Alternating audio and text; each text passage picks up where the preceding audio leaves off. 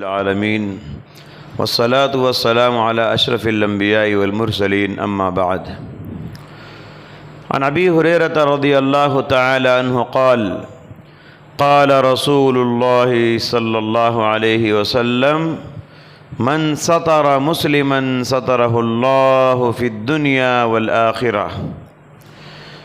صحیح بخاری کی ایک عظیم حدیث آپ کی خدمت میں ابھی پڑھی گئی۔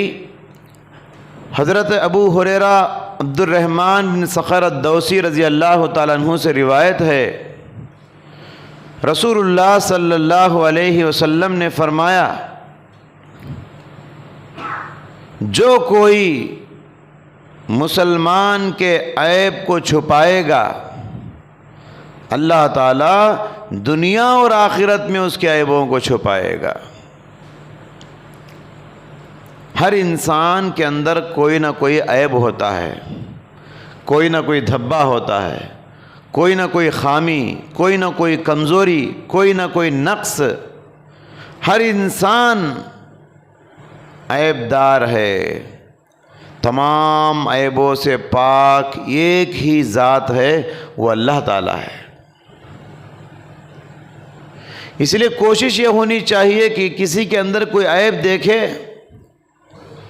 تو یہ سوچنا چاہیے کہ اس کے اندر فلاں عیب ہے تو میرے اندر بھی فلاں عیب ہوگا۔ اس لیے سامنے والے کے عیب کو دیکھ کر یہ نہ سوچو کہ اس کے اندر غلطی ہے میرے اندر نہیں ہے، یہ سوچ غلط ہے آپ کی۔ ہمیں پتہ چلا ہے کہ فلاں آدمی کے اندر ایک دھبا ہے، ایک کمی ہے، تو پہلی کوشش آپ یہ کریں کہ اس کی اصلاح کرنے کی کوشش کریں، قریب جا کر سلیقے سے، حکمت سے اس کو سمجھا کر اس کے اندر جو عیب ہے، جو غلطی ہے، جو گناہ وہ کر رہا ہے، اصلاح کی نیت سے، اچھی نیت سے سمجھائیے جا کے۔ اگر یہ کام آپ نہیں کر سکتے تو کسی کے ذریعے سے سمجھائیے، اس کے ماں باپ کو بولیے، اس کے بھائی بہنوں کو بولیے، یا بچہ ہے تو اس کے ٹیچر کو بولیے، نہیں تو مسجد کے کسی امام صاحب کو بولیے، قریب جا کے امام صاحب، یہ اچھی نیت سے، آپ سامنے والے کو بدنام اور ذلیل کرنے کی نیت نہیں، آپ کی اچھی نیت ہے۔ امام صاحب فلاں آدمی ہمارے ایک مصلی ہیں، یا نام لیے بغیر بھی آپ بول سکتے، مسجد میں ایک مصلی ہے، ان کے اندر فلاں عیب ہے، آپ ذرا سمجھائیے۔ یا نام لے کر بھی بول سکتے آپ، فلاں آدمی کے اندر فلاں عیب ہے۔ آپ بولیں گے تو وہ بات سنیں گے آپ کا، میں بولوں گا تو وہ بگڑ جائیں گے، آپ بولیں گے تو وہ سدھر جائیں گے۔ اس طریقے سے پہلی کوشش یہ ہو کہ اس کے اندر کے جو دھبا ہے اس کو سدھارنے کی، اصلاح کرنے کی فکر کریں۔ اگر یہ نہیں کر سکتے آپ تو پھر دوسرا طریقہ یہ ہے کہ آپ خاموشی اختیار کر لیں، کسی کو نہ بتائیں، کسی کو پھیلانے کی کوشش نہ کریں۔ اگر یہ کام آپ کرتے ہیں تو آپ اللہ کو بہت ناراض کرتے ہیں، یہ طریقہ اللہ کو بہت ناپسند ہے۔ ہمارے اسلاف کے طریقے کو دیکھیے، حدیثوں کو بیان کرتے ہوئے اگر کسی انسان کے اندر کوئی منفی کردار ہوتا، کوئی عیب ہوتا، تو حدیث میں اس کا نام نکال دیتے۔ جاء رجل، ایک آدمی آیا، جات امراتن، ایک عورت آئی، جاء فلان، فلاں آدمی آیا۔ حالانکہ حدیث کو روایت کرنے والوں کو معلوم ہے کہ فلاں آدمی کا نام کیا ہے، پھر بھی اس کے نام کو چھپا کر فلاں آدمی آیا اللہ کے نبی کے پاس، ایک سوال کیا بولتے ہیں۔ کیوں؟ تاکہ فلاں آدمی عیب دار نہ ہو جائے، لوگوں کے سامنے بدنام نہ ہو جائے۔ ہمیں بھی اس اسلوب کو اپنانے کی سخت ضرورت ہے، یہ بڑا بہترین اسلوب ہے۔ زندہ تو زندہ انسان کے مر جانے کے بعد بھی شریعت کہتی ہے کہ مرے ہوئے انسان کے عیبوں کو چھپانا چاہیے۔ اذکروا محاسن موتاکم، مرنے والوں کی خوبیوں کو بیان کرو، خامیوں پہ پردہ ڈال دو۔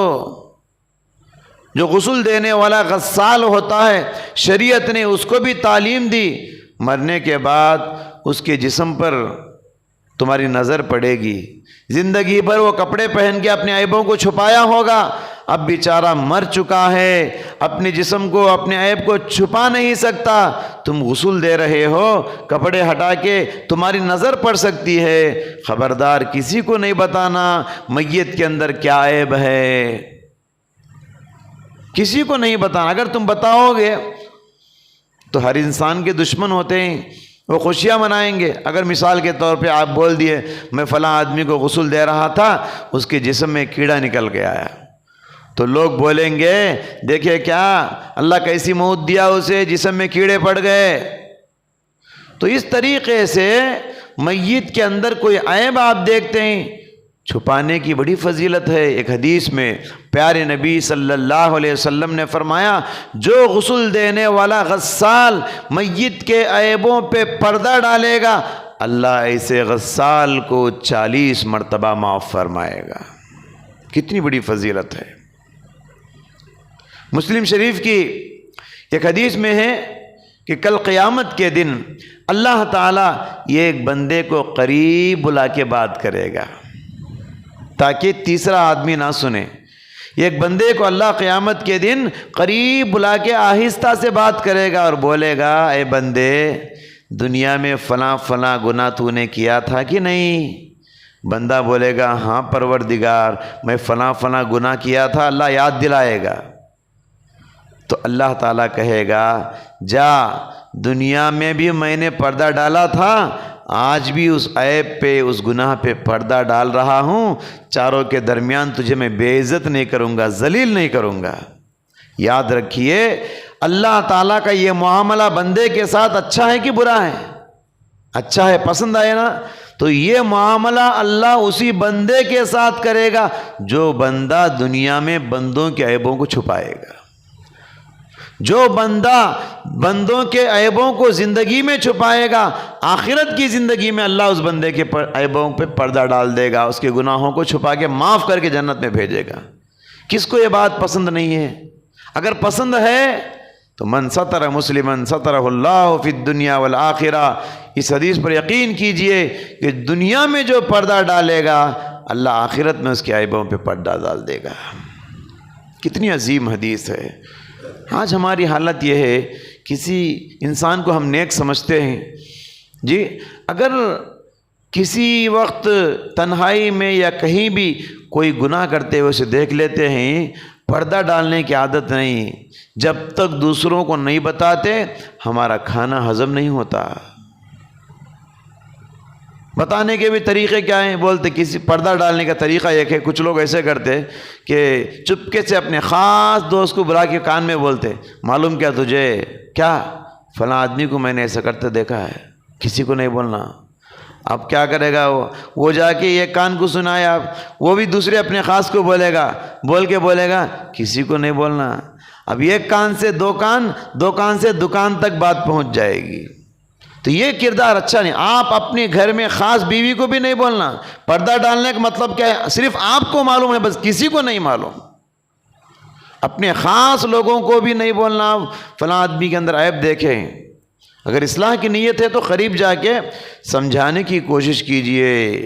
تو معلوم یہ ہوا بندوں کے ساتھ ہمارا معاملہ جیسا، کل قیامت کے دن اللہ کا ہمارے ساتھ ویسا معاملہ ہوگا۔ اگر ہم پردہ ڈالیں گے اللہ قیامت کے دن ہمارے اوپر پردہ ڈالے گا، اگر ہم دوسروں کو معاف کریں گے قیامت کے دن اللہ ہم کو معاف کرے گا، اگر دنیا میں ہم دوسروں پہ رحم کریں گے قیامت کے دن اللہ ہم پر رحم کرے گا۔ کرو مہربانی تم اہل زمیں پر، خدا مہرباں ہوگا عرش بری پر۔ تو یہ قانون ہے، ہمیشہ یاد رکھ لیجئے، اور یہ بات یاد رہے کہ اگر ہم کسی کو بدنام کرنے کی کوشش کریں گے تو یہ بدنامی ایک نہ ایک دن تمہارا پیچھا کرے گی۔ تم کسی کو بدنام کرنے کی کوشش کرو گے، یہ بدنامی ایک نہ ایک دن تمہارا پیچھا کرے گی۔ معلوم یہ ہوا کہ دوسروں کو بدنام کرنا خود اپنے آپ کو بدنام کرنے کے برابر ہے۔ حدیث میں پیارے نبی صلی اللہ علیہ وسلم نے فرمایا، اگر کوئی کسی کو بدنام کرے گا تو اللہ تبارک و تعالیٰ اس کو ایسا بدنام کرے گا، اگر وہ گھر میں چھپ کر بھی بیٹھا رہے وہ بدنامی گھر کے اندر پہنچ کے رہے گی۔ اسی لیے حضرات دوسروں کو بدنام کرنا اچھی بات نہیں، دوسروں کو الزام لگانا اچھی بات نہیں، دوسروں کو ذلیل کرنا رسوا کرنا اچھی بات نہیں۔ لہٰذا آج کی حدیث کا یہی پیغام ہے کہ ہم جتنا ہو سکے کسی کے عیب کو دیکھتے ہیں تو خاموش ہو جائیں، ہرگز کسی کو نہ بتائیں، اس یقین کے ساتھ کہ کل قیامت کے دن اللہ میرے سارے عیبوں کو چھپائے گا۔ اللہ سے دعا ہے اللہ تعالی ہم سب کو اس مبارک اور بہت ہی پیاری حدیث ہے، اس حدیث پر اب عمل کرنے کی توفیق عطا فرمائے۔ اللہ سبحانہ و تعالی ہم سب گنہگار ہیں، ہم سب گناہوں کے سمندر میں ڈوبے ہوئے ہیں۔ اے اللہ ہمارے اوپر رحم و کرم کا معاملہ فرما۔ اے اللہ یہ مبارک مہینہ رمضان کا، اس مہینے میں ہم سب کی بخشش فرما، ہم سب کو جہنم سے آزاد فرما، ہم سب کی عبادتوں کو، ریاضتوں کو، کوششوں کو، حرکتوں کو قبول فرما۔ اے اللہ ہمارے جانے انجانے میں جو بھی چھوٹے موٹے گناہ ہو جاتے ہیں اللہ ہم سب کو معاف فرما، ہم سب کو مرنے کے بعد جنت الفردوس میں اونچا مقام نصیب فرما۔ آمین۔ وصلی اللہ تعالی علی خیر خلقہ محمد وعلی آلہ واصحابہ اجمعین۔